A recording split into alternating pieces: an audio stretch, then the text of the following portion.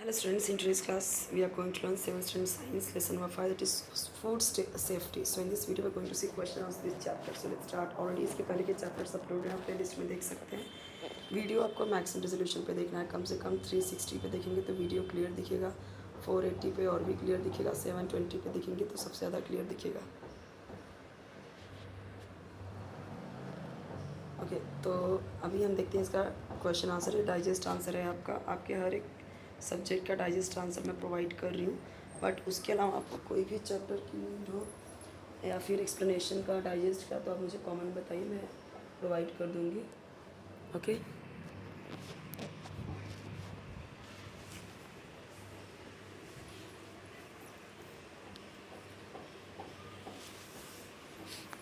ये आपका important points है. तो इसमें आपके जो लास्ट के क्वेश्चंस होते हैं ओरल टेस्ट वाले, उसके क्वेश्चन के आंसर यहाँ पे मिल जाते हैं आपको.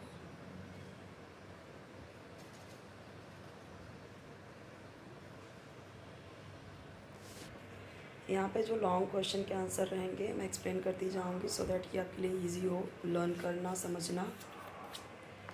144 240 पे देखेंगे तो वीडियो क्लियर नहीं दिखेगा आपको.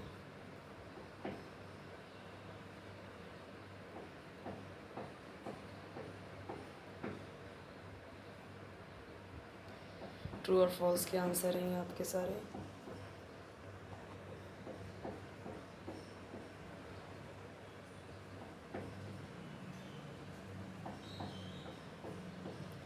ये जो क्वेश्चंस हैं यहाँ पे जो आंसर चाहिए उसके आंसर देखिए यहाँ पे दिया हुआ है.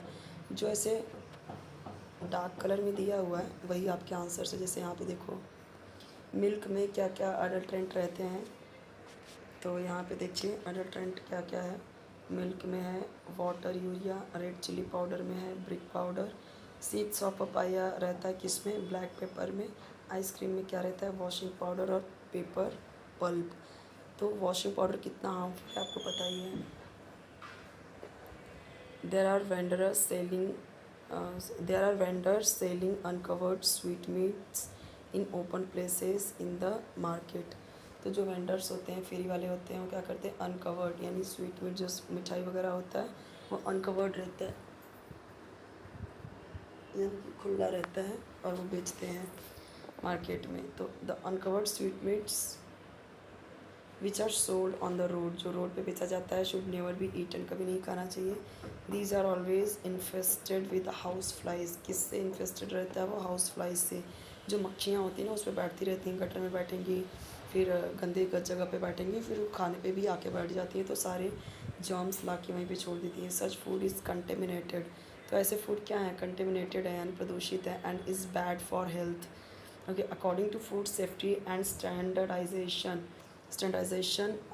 Act 2006 such vendors can be punished. इन्हें फिर पनिश भी किया जाता है.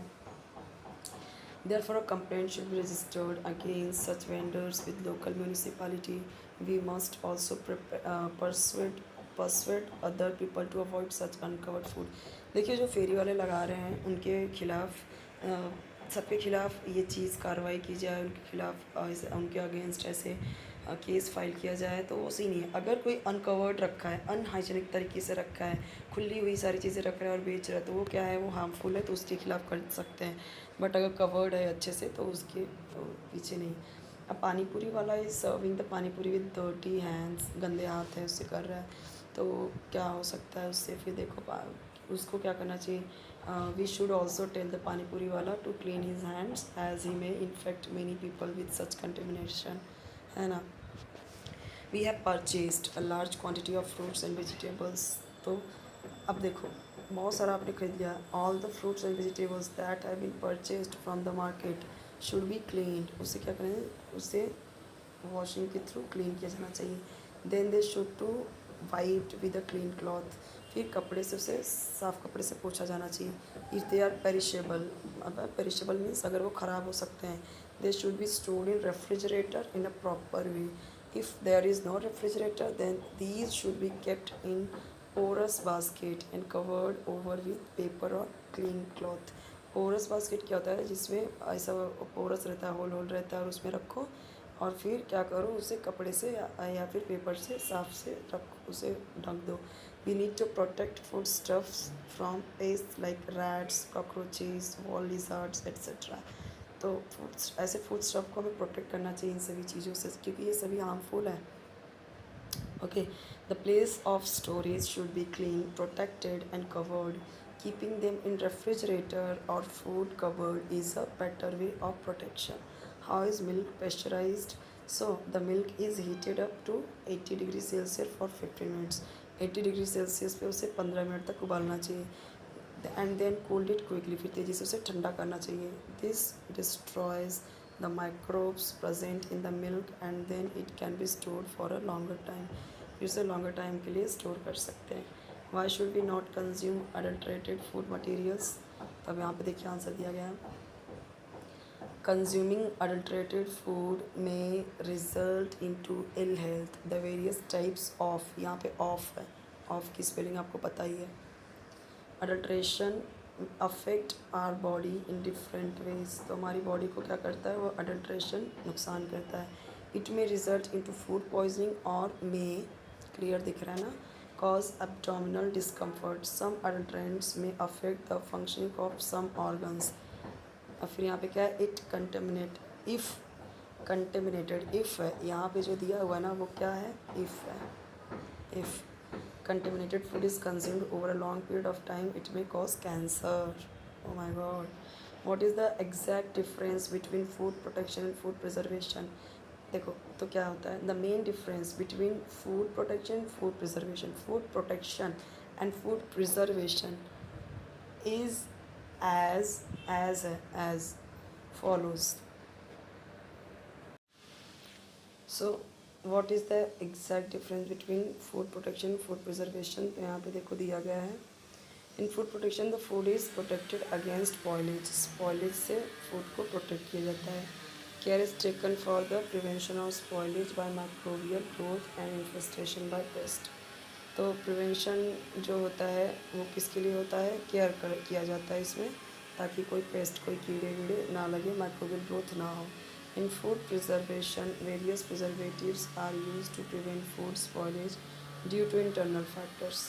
Food is kept safe for a longer duration by different food preservation methods.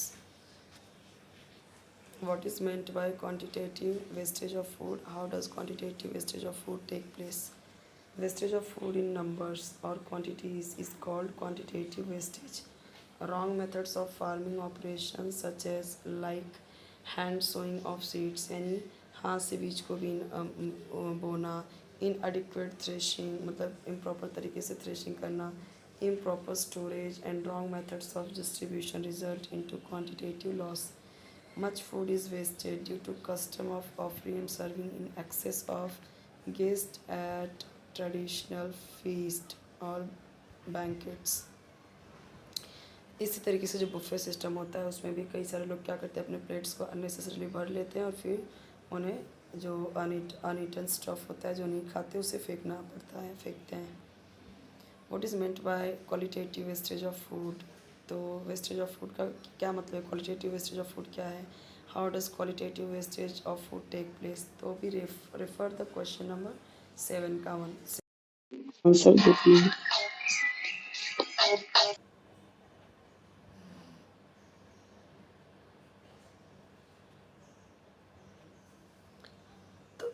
इसका बोला क्वेश्चन नंबर 7 का 1 देखना है, और हम नीचे देख लेंगे अभी.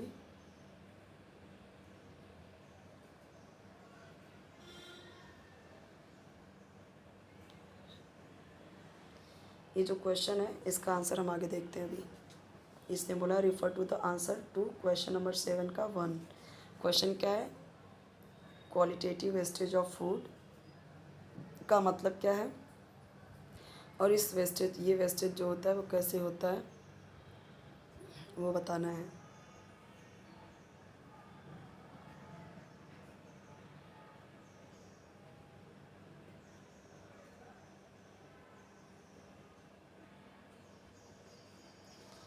ये रहा क्वेश्चन नंबर 7 और इसका ये 1 वाला ही आंसर है जो हमने ऊपर देखा. मैंने बताया कि मैं उसका आंसर आगे बताऊंगी, तो यही आंसर आपको उधर लिखना है,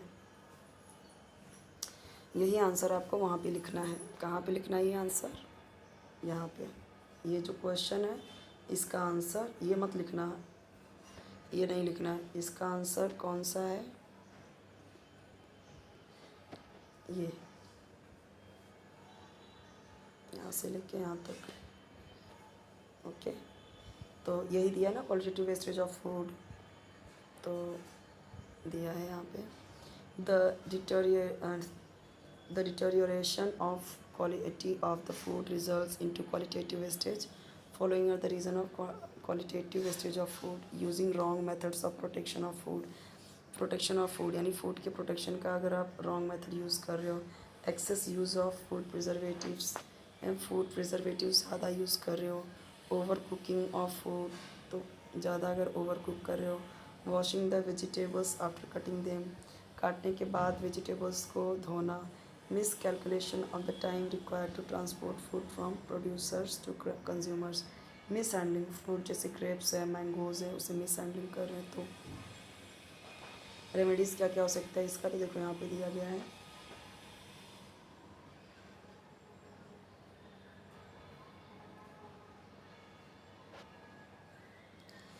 जो आप वीट लाए हो, गेहूँ लाए, थोड़ा सा मॉइस्ट है, तो क्या करोगे, कैसे करोगे। तो देखो अगर ह्यूमिड एटमॉस्फेयर है, अगर रेनी सीज़न है, तो उसकी वजह से ये हो जाता है, तो डैम्प हो जाता है वो वीट, ठीक है। तो when the wheat is brought on it may become damp due to faulty transportation. तो फॉल्टी ट्रांसपोर्टेशन की वजह से ये ऐसा हो जाता है। ओके, नेक्स्ट देखते हैं।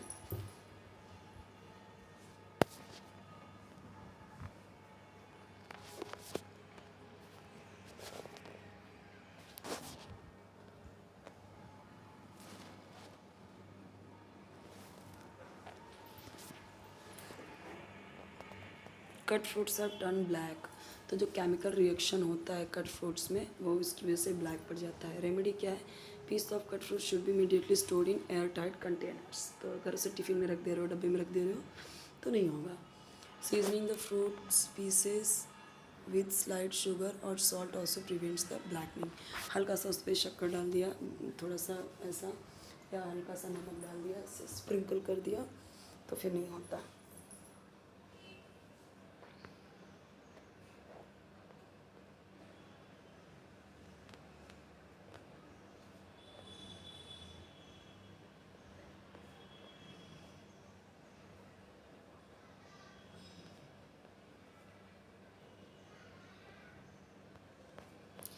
चैप्टर नंबर 6 हम देखेंगे नेक्स्ट वीडियो में। कोई वीडियो और चाहिए तो कमेंट सेक्शन बताइए, चैनल जरूर सब्सक्राइब कीजिए, वीडियो लाइक कीजिए, फ्रेंड्स के साथ शेयर कीजिए, और आपको एक्सप्लेनेशन का चाहिए, डाइजेस्ट आंसर चाहिए, कोई भी चाहिए तो कमेंट में बताइए।